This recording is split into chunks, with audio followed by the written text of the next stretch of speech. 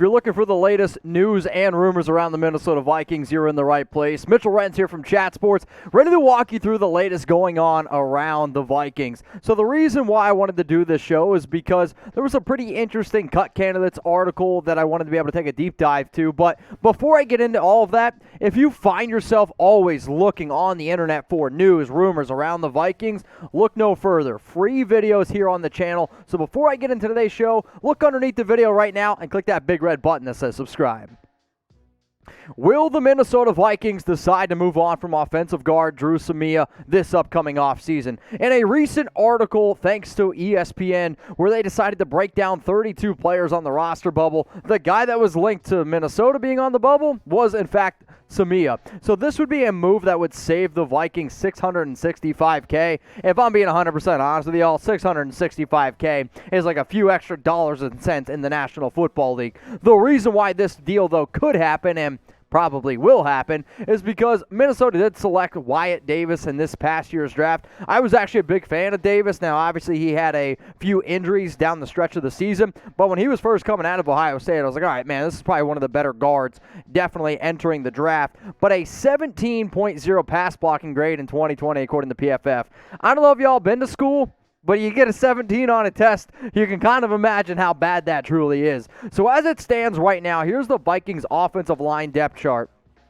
Love me some Christian Darrisaw. The value that Minnesota was able to get him is absolutely fantastic. Cleveland is probably going to be your starter there at left guard, obviously, right? Bradbury, Dozier. You could realistically see a battle between Davis, Dozier, and Samia potentially battling it out for that extra guard position. But here's what ESPN had to say on why they selected Dru Samia as a potential cut candidate.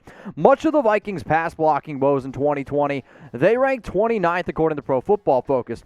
Pointing to the interior of the offensive line, it's not likely Dakota Dozier or Samia, two of the poorest performing guards last season, earned starting roles in 2021. The former fourth-round pick from Oklahoma might not even make the roster. Samia allowed 14 pressures, 3 sacks, and 4 starts at right guard before being supplanted by Ezra Cleveland.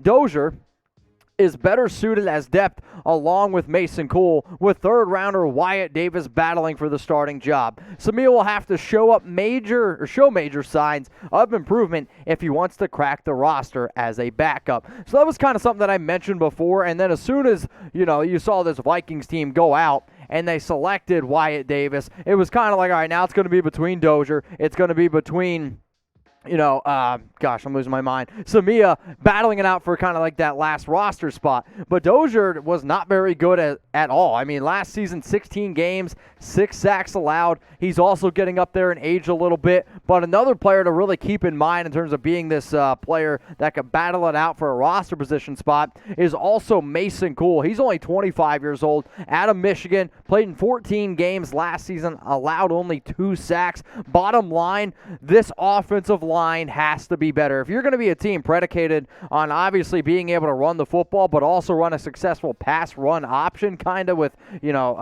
Kirk Cousins doing all his stuff that he loves to do, then you really need to be able to open it up here a little bit. And Dalvin Cook obviously allows you to do that, but you got to win with the battle in the trenches. So will the Vikings go ahead and cut Samia? I want you to type your Y for yes, or I do want you to go down in the comments section and type your N for no. I'm going to go ahead and type my Y for yes simply because he's just not as good as a lot of the other players, and building up some of that depth, which is exactly what they did on that offensive line. And I actually think a lot of these numbers that you see here from Pro Football Focus in 2020 back me up on that. 272 snaps, 33.1 overall grade. Pass blocking is very, very poor, and then the run blocking grade is not great. It's probably why Samia is hasta la vista, baby, on this team.